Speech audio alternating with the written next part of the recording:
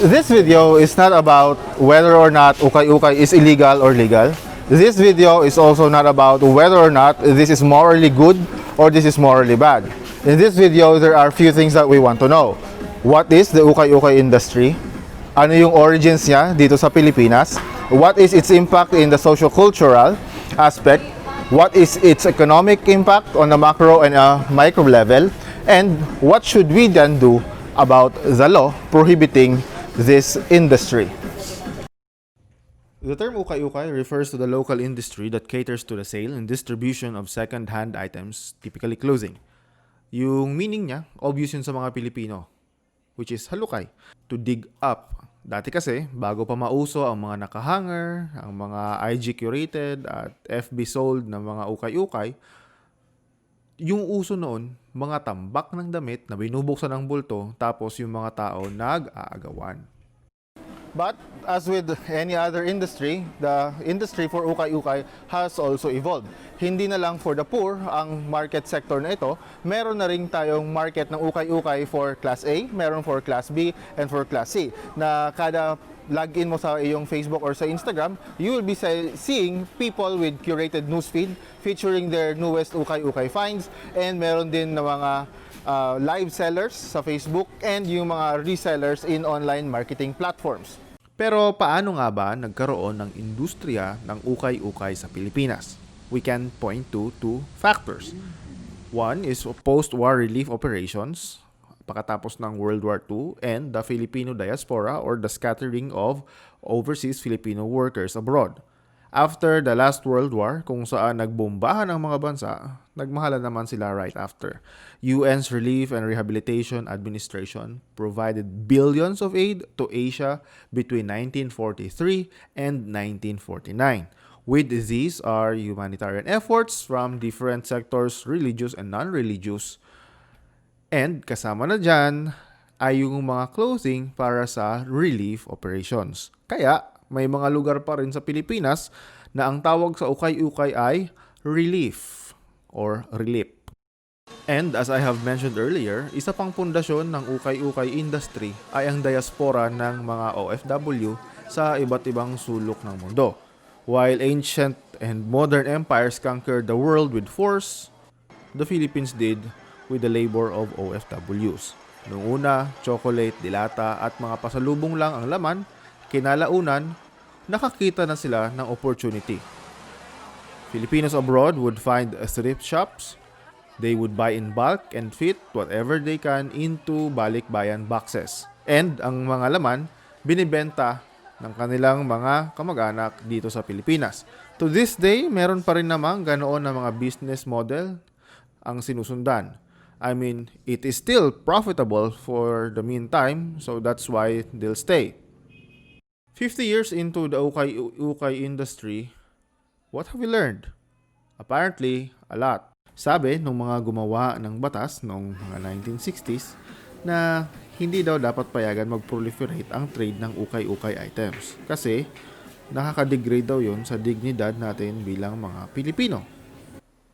Sino ba naman daw ang magsusuot ng mga bagay na sinunuot na ng ibang tao? Well, apparently a lot. So much so that ukay-ukay isn't taboo. Actually, we wear it with pride. Bakit po kayo nahilig sa ukay-ukay? Siyempre, mahilig talaga ako sa ukay-ukay since nang college ako. So, mas gusto ko na unique ako, unique ang dating ko. Kasi, mostly, kung sa mall ka, bibili or magpo-purchase ka or whatsoever, may mga kapareho ka. Mm-hmm. So, dito, malaya kang parang mai-enhance mo. So, ang fashion mo, yung taste mo, na ganon, na makapag-explore ka, kumbaga, ganon. Okay. This trade has also generated employment for a lot of people. So much so that there are professionals who see it as an additional source of income na hindi na bago sa atin makakita ng mga full-time employees na nagla-live selling sa Facebook. Why do you still have to live sell and magkaroon po ng side hustle? Okay, that's a very question na talagang tinatanong din sa akin before. Mm-hmm. Actually, meron ako sweldo monthly, yes. Meron akong income together with my husband, yes. But then, we have this opportunity na kailangan natin i-grow. And nakita ko naman na this is one of my talent. Kumbaga, fashionista ako eh. I admit it. Fashionista ako. I love dress. I love to dress up, really. And I do not just indulge myself here as a business, but I really enjoy doing this. This will be my hobby, and aside from making it enjoyable, I'm earning money. Okay, thank you very much, ma'am. So, what do you do, ma'am, dun sa mga items na hindi po nabibenta?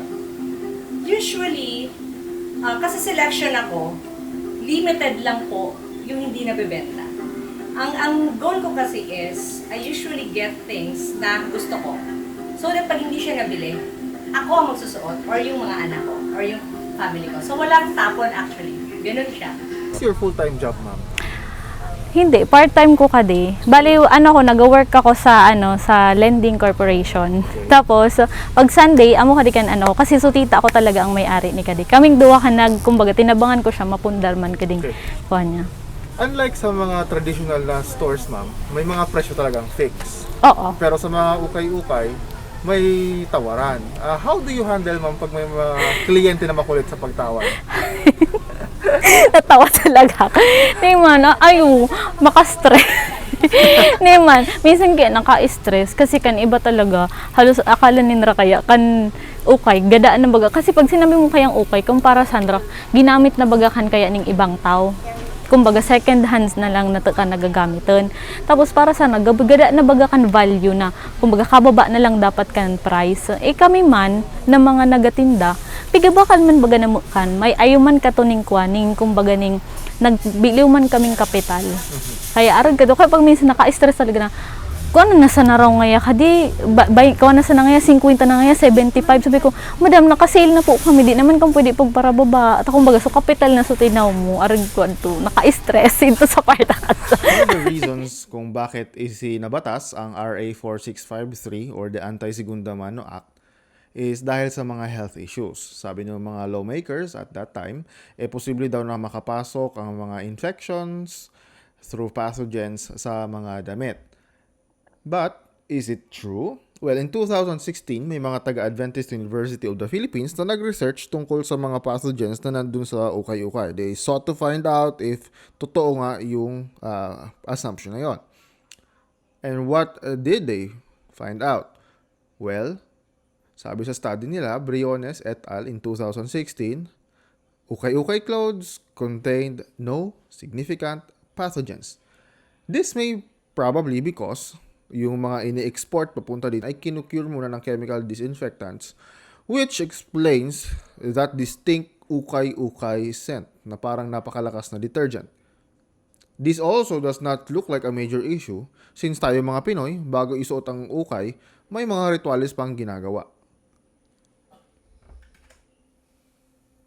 Unang-unang gigibuhin mo, syempre, dapat see to it na iwawash mo talaga siya and then kung gusto mo probably pwede mo din siya ng banlian kung talagang gusto mo talagang assurance na talaga, 'di ba? Lalong-lalo na sa case nowadays na prone kita sa COVID cases. So talagang mas better na sisabi na mas doble ingat kumbaga na bandian mo and then wash again o hanggang sa masatisfy ka na maano. Pero ako di man kasi ako maselan eh. Isa sa mga tinuturo na negative effects ng ukay-ukay industry ay ang pagpatay daw nito sa local textile manufacturing industry dito sa Pilipinas. There may be some truth to this. Often cited na isa ang ukay-ukay daw sa dahilan ng decline ng local textile industry. Pero pag binasa mo ang researches concerning this, walang causal relationship na natagpuan between ukay-ukay and the decline.